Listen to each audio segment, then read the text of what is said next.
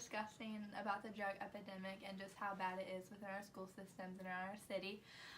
So how do you guys think it gets started, and why do you think it's so easy to get addicted to drugs nowadays? For me personally, I think it's easy to get addicted because in high school, like, people are just very vulnerable when it comes to that kind of stuff, especially with peer pressure. And some people don't even think they're going to get addicted at first, and then they're like, well, like, they get addicted. Like, it's really hard to, like, get rid of that habit, I think, in my opinion. Yeah, and it's also, drug dealers nowadays are being very, I don't know the right word, but they're always acting on top of that vulnerability. They're like, hey, this is something cool to do. This is what your friends are doing. And eventually it just becomes something where the kids are blinded to the actual problem that's happening.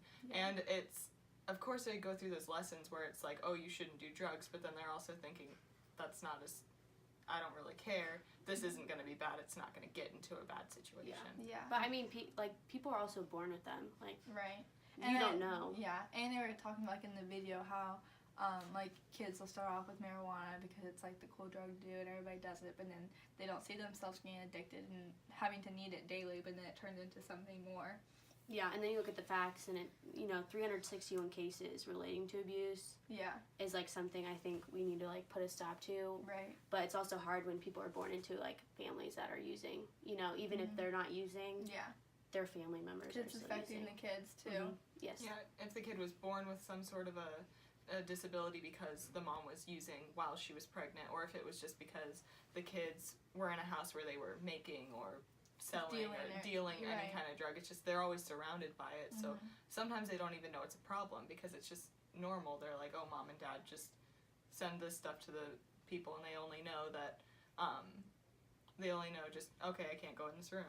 I'm not allowed to go in there, but they still see it. They're surrounded by it, which isn't really that good. Yeah, for sure. Yeah. Well, I think that's how it's in our community and how it affects children, because even though you hear it affects adults and, their parents, but people don't really see how it affects children and kids, even in the school system.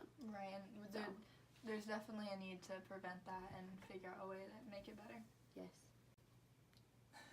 We talked about how it's affecting our community and our students, and so now we're going to talk about ways you can identify that someone, like a student in your classroom, might be struggling with a parent or someone in their family who is using drugs. And So as educators, I think there's multiple signs that we can look for. There's obviously emotional factors, cognitive, and then behavioral factors that you should look out for. Look out for kids who are very sad or kind of depressed, or kids who form attachments a little bit too easily.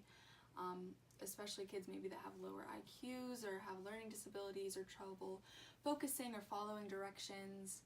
And then maybe some kids who are acting out, who have anger issues.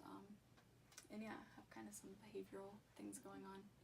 And educate your more children and parents, because if no one knows how to deal with this, then we're not going to get anywhere.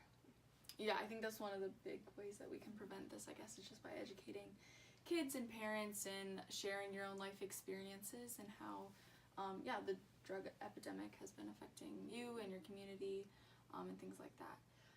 I think another way that we can prevent it is by setting clear rules and from a very young age teaching kids, I guess, right and wrong, and that your actions have effects, and that you can make good choices and bad choices.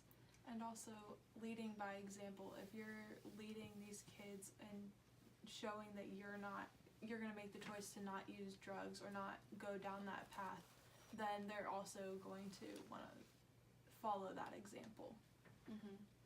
And I think another thing that you can do to prevent this, I guess, would just be to support one another throughout a community. So, be there to support your kids, your students, and then I think their parents and just the families in the community. Because I think as a teacher, that's kind of our primary role, is to serve the community and stuff.